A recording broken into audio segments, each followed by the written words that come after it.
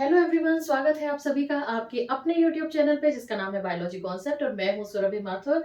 और बच्चों, आप सब लोग कैसे हैं? आई होप सभी बहुत अच्छे होंगे, सभी की पढ़ाई बहुत अच्छी चल रही होगी। और उसी पढ़ाई में हेल्प करने के लिए आज मैं आ गई हूं। और आज हम लोग पढ़ेंगे chapter 6 anatomy of flowering plants, इसको कंटिन्यू करेंगे। इससे पहले हमने 2 लेक्चर्स पढ़े थे। इसमें एक हम लोगों ने पढ़ा था मेरिस्टेमेटिक टिश्यूज और उसके टाइप्स। उसके बाद हमने पढ़ा था पैरेन्काइमा, कॉलेनकाइमा और स्क्लेरेन्काइमा, उन सबके फीचर्स पढ़े थे। और आज हम लोग आ गए हैं अपने नए टॉपिक पर, दैट इज कॉम्प्लेक्स टिश्यू, जो बिल्कुल भी कॉम्प्लेक्स नहीं है। तो आइए आप और हम मिलकर शुरू करते हैं ये मजेदार सा टॉपिक।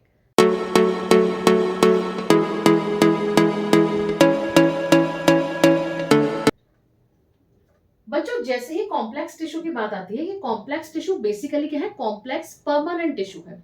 परमानेंट टिश्यू, जैसा कि मैंने आपको पहले भी बताए थे, ऐसे टिश्यू जिनमें डिवीजन करने की कैपेसिटी या तो टेम्परेरीली या फिर परमानेंटली क्या हो चुकी है? खत्म हो चुकी है, फिनिश हो चुकी है। अब ये टिश्यू दो तरह के थे, एक थे सिंपल और दूसरे थे कॉम्प्लेक्स। सिंपल जो बहुत ही सिंपल थे, बेचारे एक ही टाइप की सेल्स के बने हुए थे। लेकिन कॉम्प्लेक्स थोड़े से कॉम्प्लेक्स है, लेकिन मैं आपको बना दूंगी, इसके लिए बिल्कुल आसानी से समझा दूंगी। कॉम्प्लेक्स परमानेंट टिश्यू वो टिश्यू जो एक से ज्यादा टाइप की सेल से कंसिस्ट होते हैं, यानी which is made up of more than one type of cell, उसको हम कहते हैं बच्चों कॉम्प्लेक्स परमानेंट टिश्यू। अब ये कॉम्प्लेक्स परमानेंट टिश्यू के दो एग्जांपल्स आपको याद रखने हैं, एक तो है जाइलम और दूसरा है फ्लोएम। जाइलम वो टिश्यू जिसका मेन फंक्शन क्या होता है? वाटर और मिनरल का कंडक्शन करना। यानी कि जैसे कि रूट प्लांट जो है पानी को एब्जॉर्ब करती है, उसके बाद रूट से पानी जाता है स्टेम में, लीव्स में और अदर पार्ट्स में, तो वो किसके थ्रू जाता है? जाइलम के थ्रू जाता है। और फ्लोएम वो टिश्यू जो क्या है? जो फूड के कंडक्शन का काम करता है। ठीक, तो आज के इस वीडियो लेक्चर में हम पूरा फोकस करेंगे जाइलम पर। अब जाइलम जो है बेटा, वो 4 कंपोनेंट से मिलकर बनता है। पहला ट्रेकीड्स, दूसरा वेसल्स, तीसरा जाइलम फाइबर्स और चौथा है जाइलम पैरेन्काइमा। अब हम इन सबके फीचर्स देखेंगे कि क्या क्या फीचर्स होते हैं। सबसे पहले हम लेते हैं ट्रेकीड्स को। बेटा, ये जो डायग्राम आपको शो हो रहा है, ये किसका है? ट्रेकीड्स का। अब इस डायग्राम को देखकर हम क्या क्या बातें कह सकते हैं? सबसे पहली बात, ये किस तरह का स्ट्रक्चर है? ट्यूब लाइक, तो हम क्या लिख देंगे? किस तरह का स्ट्रक्चर है? Tube like. दूसरी बात आती है कि ये कैसा है? इलोंगेटेड है या नहीं है? तो हम लिख देंगे क्या? इलोंगेटेड। तीसरी बात आती है कि इसमें आपने देखा होगा कि मैंने 2 वॉल्स बनाई है, एक आउटर लेयर है और एक इनर लेयर है। ये 2 लेयर्स का बनाना ये शो कर रहा है कि इसकी वॉल कैसी होगी? थिन या थिक? बताओ मुझे। थिक होगी, तो जल्दी से लिख दो यहाँ पे कैसी होगी वॉल? थिक। अब अगर वॉल थिक है तो यानी कि इसमें कोई ना कोई केमिकल सब्सटेंस ऐसा मौजूद होगा जो इसको रिजिडिटी देने का काम करेगा। तो यहाँ पर जो जाइलम का एक फंक्शन और निकल कर आता है कि जाइलम का मेन फंक्शन ना केवल वाटर और मिनरल्स का कंडक्शन करना है, बल्कि क्या है? मैकेनिकल स्ट्रेंथ भी देना है। अभी फाइबर इसको और मजबूती देने का काम करेंगे। और ट्रेकीड्स की वॉल भी चूंकि थिक होती है, इसीलिए ये भी प्लांट्स को रिजिडिटी देने का, मैकेनिकल स्ट्रेंथ देने का काम करते हैं। तो वॉल कैसी हो गई? थिक हो गई। अब इसमें आपको यहाँ पे इसके एंड्स पर आप फोकस करिए। जो एंड्स है वो पॉइंटेड है या टेपरिंग, यानी कि एकदम ब्लंट है या फिर पॉइंटेड है? तो पॉइंटेड तो बिल्कुल नजर नहीं आ रहे, तो फिर हम इसके कैसे कह देंगे? ब्लंट एंड, या फिर इसको क्या कह देंगे? Tapering ends. यानी ये किससे मिलके बनती है? कि ऐसी सेल से कंसिस्ट होती है जिसकी वजह से जो ट्रेकीड्स है, उस ट्रेकीड्स के जो एंड्स होते हैं वो कैसे होते हैं? ब्लंट्स होते हैं, यानी कि बिल्कुल ही पॉइंटेड नहीं होते। चौथी बात आती है कि ये जो होती है ये डेड सेल्स की बनी हुई होती है, डेड होती है। अब अगर मैंने डेड कह दिया तो अंडरस्टूड बात है कि इसमें प्रोटोप्लाज्म क्या होगा? प्रेजेंट होगा या एब्सेंट होगा? ऑब्वियसली एब्सेंट होगा। तो हम क्या लिख देंगे? Protoplasm absent. तो कितनी आसानी से हम लोगों ने पॉइंट्स याद कर लिए कि ये कैसी होती है? Tracheids elongated tube like structures है। दूसरी बात, इसकी वॉल कैसी होती है? थिक होती है। एंड्स कैसे होते हैं? इसके दोनों एंड्स ब्लंट होते हैं, डेड होती है। और प्रोटोप्लाज्म क्या प्रेजेंट? Protoplasm absent. यहाँ पे प्रोटोप्लाज्म एब्सेंट। ठीक, ये कहानी किसकी हमने कंप्लीट की? ट्रेकीड्स की। अब आ जाते हैं हम वेसल्स पर। बच्चों वेसल्स जो होती हैं वो वेसल्स भी ट्यूब लाइक स्ट्रक्चर होती हैं, लेकिन आप ये मानिए कि जैसे आप लोगों ने देखा होगा गैस के सिलेंडर का जो पाइप होता है ना, वो पाइप तो मान लो कि किस तरह का है, वो तो आप मान लो ट्रेकीड्स का है। और अगर आप लोगों ने वॉशिंग मशीन का पाइप देखा हो जो थोड़ा सा मोटा होता है, थोड़ा चौड़ा होता है, जिसकी विड्थ थोड़ी ज्यादा होती है, उसको मान लो आप वेसल्स। तो वेसल्स और ट्रेकीड्स में डिफरेंस क्या होता है कि जो ट्रेकीड्स है उसकी विड्थ क्या होती है, कम होती है, जबकि जो वेसल्स होती है वो क्या होती है, थोड़ी चौड़ी होती है। फिर ये जो वेसल्स होती है ये कई सारी सेल से मिलकर कंसिस्ट होती है, जिनको हम बोलते हैं वेसल्स सेल। इसको आप कंपेयर करिए, यहाँ पे मैं कुछ बैंगल्स लेकर आई हूँ, ये देखिए कुछ कड़े लेकर आई हूँ। आप ये मानिए कि इसमें से ये जो एक मैं दिखा रही हूँ ये एक वेसल सेल हुई, फिर ये दूसरी दिखाई ये दूसरी वेसल सेल हुई, ये तीसरी दिखाई ये तीसरी वेसल सेल हुई, ये चौथी दिखाई ये चौथी वेसल सेल हुई। और इन सब ने मिलकर के क्या बना दी, पूरी की पूरी। अगर आप नीचे और लगा दें, यहाँ पे मैं कुछ और भी बैंगल्स है मेरे पास, इन सबको अगर मैं कुछ इस तरह से ऑर्गेनाइज कर दूं, ये देखिए कुछ इस तरीके से ऑर्गेनाइज कर दूं, तो ये क्या बन जाएगी, ये बन जाएगी पूरी की पूरी वेसल्स बन जाएगी, ठीक है। और ये इंडिविजुअल मेंबर क्या कहलाएगा, वेसल सेल कहलाएगी। अब इसमें यहाँ पे क्या है, यहाँ पे पूरे अंदर कैविटी प्रेजेंट है, तो इसमें क्या प्रेजेंट होती है, कैविटी। दूसरी बात होती है कि इसकी जो ये वाली वॉल होती है, मैं यहाँ पे एक वेसल सेल यानी कि एक बैंगल लेके बताती हूँ, इसकी जो ये वाली बेटा वॉल होती है उसमें क्या प्रेजेंट होते हैं, पिट्स प्रेजेंट होते हैं। समझ में आ गई बात, जिसकी वजह से ये दूसरी वेसल सेल से कनेक्ट रहती है, इंटरकनेक्टेड रहती है। कैसे इंटरकनेक्टेड रहती है, इसमें भी पिट्स मिलेंगे, इसमें भी पिट्स मिलेंगे, तो इसीलिए ये क्या होती है, इंटरकनेक्टेड। अब हमें अगर इसके पॉइंट्स लिखने हो तो हम क्या लिखेंगे, ये भी कैसा स्ट्रक्चर हुआ, इलोंगेटेड स्ट्रक्चर हुआ।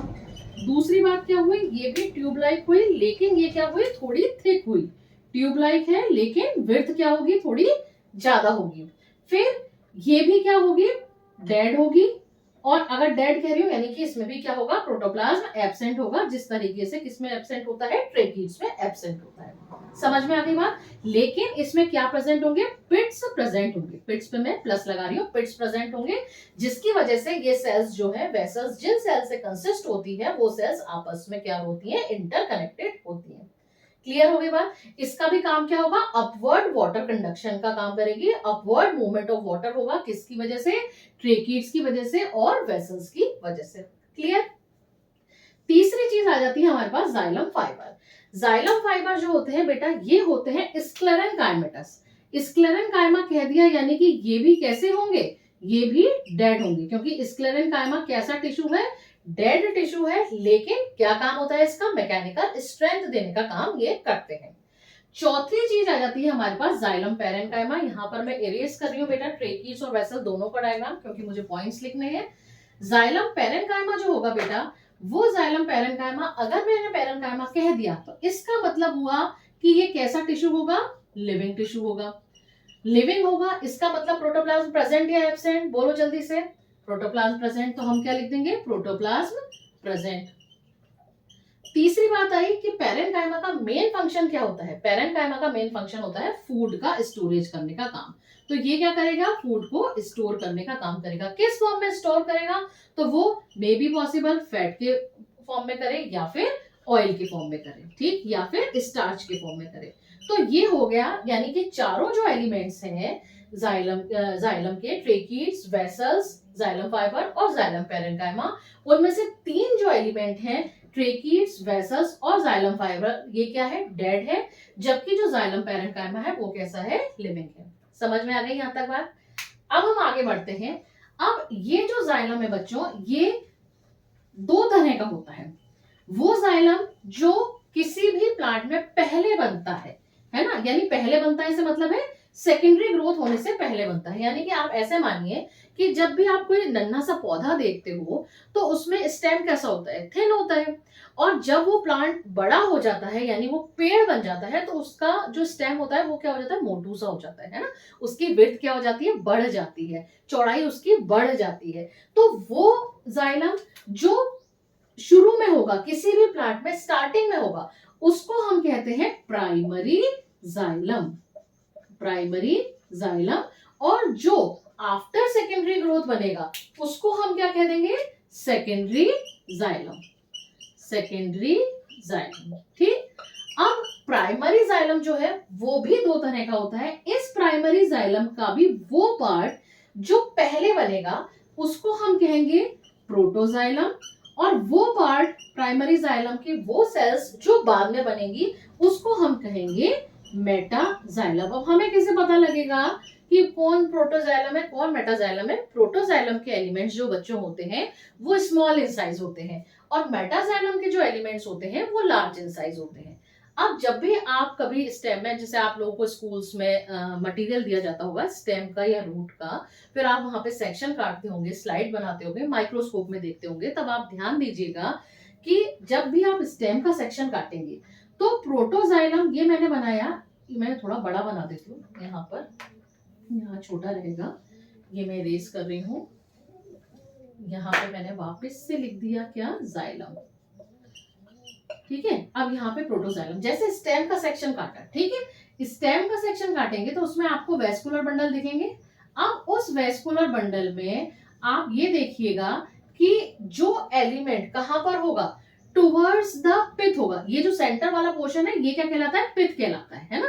और ये वाला पोर्शन क्या कहलाता है? पेरीफेरी। यानी ये जो सर्कल बनाया है इसकी जो बाउंड्री है वो तो क्या कहलाएगी? पेरीफेरी। जो सेंटर वाला पोर्शन है वो कहलाता है पिथ। अगर प्रोटोजाइलम कहाँ है? टुवर्ड्स द पिथ है, यानी यहाँ पर जो एलिमेंट है वो छोटे छोटे हैं, और जो मेटाजाइलम है टुवर्ड्स द पेरीफेरी है, तो ये समझ जाना कि ये किसका कटिंग है? ये है, ये वेस्कुलर बंडल किस तरह के हैं? एंडार्क है। एंडार्क है ना, एंडार्क वेस्कुलर बंडल जब प्रोटोजाइलम का हो पिथ की तरफ हो और मेटाजाइलम का हो पेरीफेरी की तरफ हो। और अगर रूट होगी तो इसका उल्टा हो जाएगा। रूट में कैसे वेस्कुलर बंडल मिलेंगे? रूट में आपको मिलेंगे एक्सार्क वेस्कुलर बंडल। एक्सार्क वेस्कुलर बंडल का मतलब होता है कि जब प्रोटोजाइलम टुवर्ड्स द पेरीफेरी हो और मेटाजाइलम टुवर्ड्स द सेंटर हो, तो उसको हम बोलते हैं एक्सार्क वेस्कुलर बंडल। समझ में आ गई बात? जाइलम दो तरह का हुआ, प्राइमरी और सेकेंडरी। प्राइमरी जो पहले बनेगा, सेकेंडरी जो बाद में बनेगा, यानी आफ्टर सेकेंडरी ग्रोथ बनेगा। प्राइमरी जाइलम का भी वो पोर्शन जो पहले बनती है जो सेल्स, उसको कहेंगे प्रोटोजाइलम, जो बाद में बनती है मेटाजाइलम। प्रोटोजाइलम की सेल्स छोटी, मेटाजाइलम की सेल्स बड़ी। प्रोटोजाइलम जब हम आप इसका सेक्शन काटेंगे रूट का या स्टेम का, तो आपको वेस्कुलर बंडल दिखाई देंगे। अगर प्रोटोजाइलम यानी छोटी छोटी सेल्स जो हैं वो टुवर्ड्स द वेस्कुलर बंडल की जो छोटी छोटी सेल्स हैं वो जब टुवर्ड्स द पिथ दिखाई दें और मेटाजाइलम की पेरीफेरी की तरफ दिखाई दें, तो ऐसे वेस्कुलर बंडल कहलाते हैं एंडार। और अगर इसका अपोजिट हो तो वो कहलाते हैं एक्सार्क, जो कि हमें रूट में देखने को मिलते हैं। समझ में आ गई बात? ये हमने आज कंप्लीट किया जाइलम। बच्चों आप लोगों से एक बात करनी थी, मैंने दो तरह के वीडियो लेक्चर्स अपलोड किए हैं। एक तो ये कि मैं खुद आकर बोर्ड पर मार्कर से पढ़ाती हूँ, और एक है जो एनिमेशंस के थ्रू मैं आपको समझाने की कोशिश करती हूँ। उसका केवल ऑब्जेक्टिव ये था कि आपको कंटेंट क्लियर नजर आए। तो आप प्लीज अगर मुझे कमेंट करके बताएंगे कि आपको दोनों में से कौन सी तरह का वीडियो ज्यादा ठीक लगता है, तो मुझे बहुत अच्छा लगेगा और मुझे आगे वीडियो बनाने में बहुत आसानी रहेगी। आज के लिए इतना बहुत है। अगर आपको और भी कोई कमेंट करना हो वीडियो से रिलेटेड, तो प्लीज अगर आप मुझे करेंगे तो मेरे को बहुत ज्यादा हेल्प हो जाएगी, और इसके लिए आपका बहुत बहुत धन्यवाद भी। आज के लिए इतना बहुत है। अगले वीडियो लेक्चर में हम लोग पढ़ेंगे फ्लोएम। अगर आपको वीडियो पसंद आया हो तो प्लीज इसको लाइक करिएगा, शेयर करिएगा, चैनल को सब्सक्राइब करिएगा। Thank you very much.